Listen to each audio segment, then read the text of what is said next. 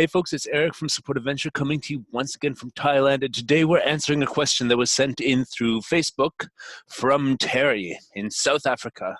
So it says, "Good day, Support Adventure. What advice would you give an aspiring IT technician? I'm from South Africa and was wondering if I did CompTIA A plus and N plus, would you hire someone like me?"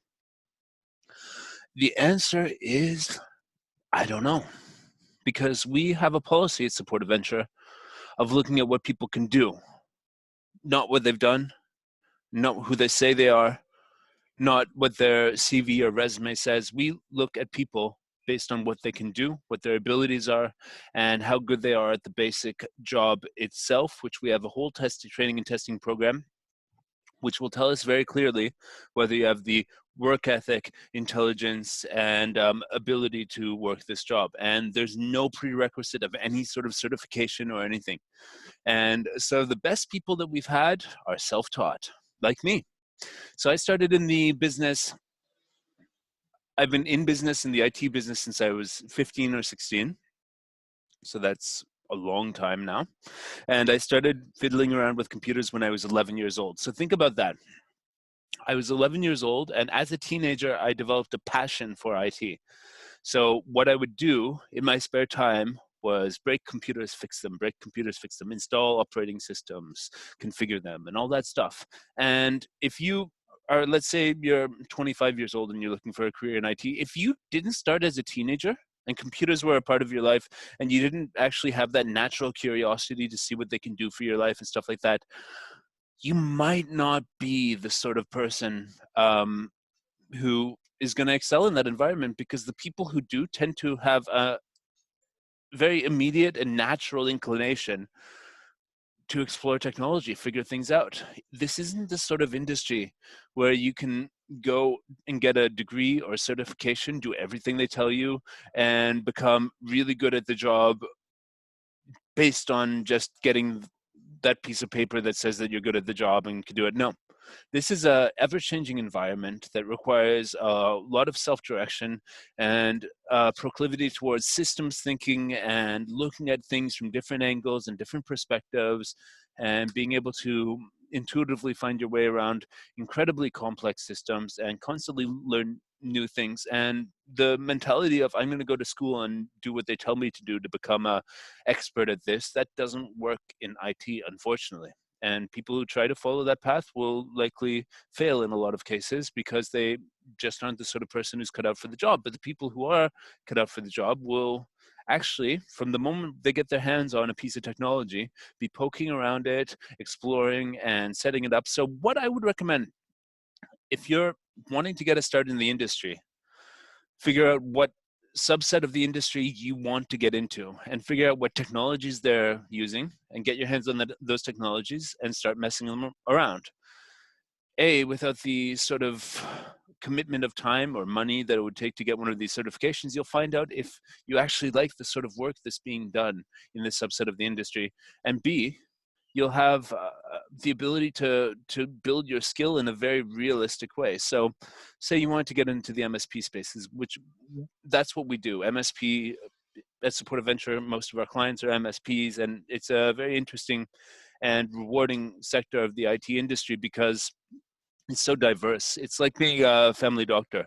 You know, one day someone will come in with a broken leg, and one day someone will come in with like some rash, and you'll always be doing something different. There will be all these different things. It will never be the same day in, day out, basically, usually in the MSP space. But say you want to get into that space, then what you should do is find out what technologies are used. So Office 365 is the main communications platform. It's got Microsoft Teams, it's got Exchange, Outlook, all that stuff. And if you go on Microsoft website and you go Office 365 trial, you will find something you can sign up. You can sign up right then, make an administrator account on Office 365 and start doing stuff with it. Start seeing how it works, start figuring it out. What is SharePoint? What is the admin panel? How does it work? How does the billing work? How does OneDrive work? How does Microsoft Teams work? How does Microsoft Azure connect with domains? Everything is pretty much free to download and start playing with. And if you need somebody to tell you how to do that, you might not be the natural sort of person that will succeed in this IT industry, because most of the people who will be competing with you, who are really good, will be like me, who you couldn't keep me away from the computer from the age of 11 when we got one in the home for the first time. You could not keep me away. I was fiddling around. Compare that with, I was spending maybe 80 hours a week on the computer doing stuff, playing games on the internet, doing all sorts of stuff for the last 25 years. Compare that with you. You want to go to school and maybe you'll be in lectures for 12 hours, 15 hours a week, and you'll be doing assignments, all which have nothing to do with the actual industry, people who are making money at it, and the people who can actually give you jobs. When I was 14, 15, I started going to the high school computer classes. They were teaching outdated programming languages. Guess what happened? The whole the whole network of computers in the school got replaced with Windows NT4, with Windows for the first time. Before that, it was DOS only. And I was in these classes. Guess what? Guess what happened? The computer teachers didn't know what to do. And there was new computers coming in. They didn't know anything about the technology. They had all been taught programming language, all this stuff. The only teacher who was good got a job with Microsoft for twice as much money, and everyone was on their own. Then there was one science teacher who looked at the situation, because they were in the science department, was involved in the computers, also because they needed lots of them. And the science teacher actually looked at me, and he saw that I had the natural ability to run the network, and all these computer teachers had no idea what they were doing. Guess who set up the 400 machine network? I did. Guess what I needed certification to do that? Nothing. I just followed my own process, my own curiosity, and my own natural ability to understand systems and set them up. And the computer teachers were not a huge fan of mine, but they were incredibly reliant on me, because the only way these 400 new computers in the school would run is if I made them run, because they didn't have budget for specialized IT staff, and they didn't know what the hell was going on with Windows NT, what a domain was, or anything like that. And guess who did? I did. Why did I know that? Because I figured it out for myself. And so if you're going to be competing with people like me in the industry who have a natural ability, so the best way to find out if you have that natural ability is start setting stuff up. And if you're the sort of person who knows how to set things up, who has done lots of this, should you get the certification? Maybe, if it's required for the job you're applying to. But if that's all somebody has going for them, is that they got a A plus or N plus or whatever, I don't have any of these certifications after 25 years, and I've made a living in this industry just fine without it. If all they have going for it is that, they're probably going to fail. We had a IT chief who was in the US Navy as an IT chief for like 12 years. He failed as a frontline first level help desk technician, when a guy who spent his summers in internet cafes running gaming parties actually was awesome at that job. Why? Because he had that natural curiosity, the passion for computing, the passion for optimization, and all of that. And basically what we do at Support Adventure to figure out really quickly if you are the sort of material that will be able to thrive in this environment is the training and testing program. And as I mentioned, Office 365, set it up. The first task you'll get from us is Office 365. Go register for a trial and set it up.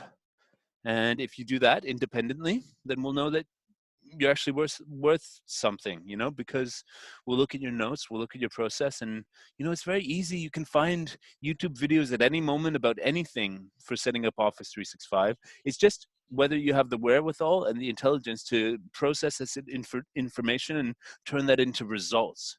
And then after that, in the training and testing program, you go and do a VM test where there's actually problems on a VM and you have to solve them. And then we see if you're good at troubleshooting, because troubleshooting is the main thing that people are doing on a help desk. It's one of the most important things, and we'll see really quickly whether you've got it. So letters next to your name doesn't really mean much, but when we put you in situations, how you deal with them, also with customer service, how you talk to people, how you explain why their computer's not working, the workaround that you're offering, how you turn your technical knowledge into customer service. We test for that too in this program. And Our program to put you through this is free, but we do kick people, as it's a free program, if people aren't cutting it and they're wasting their time, we do kick them out of the program.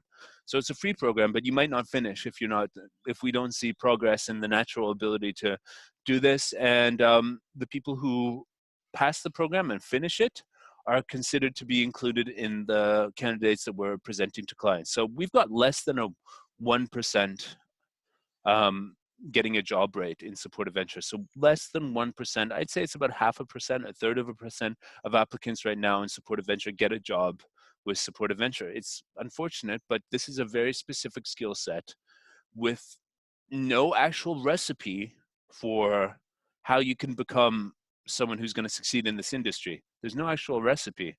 There's just people who have got it and people who don't. And that's what we test for. So if you want to try your chances, go ahead, and we're here to help you. We've got a good sense of humor, and you know, we're we want to bring as many people across the goal line as possible in this. So what should you do?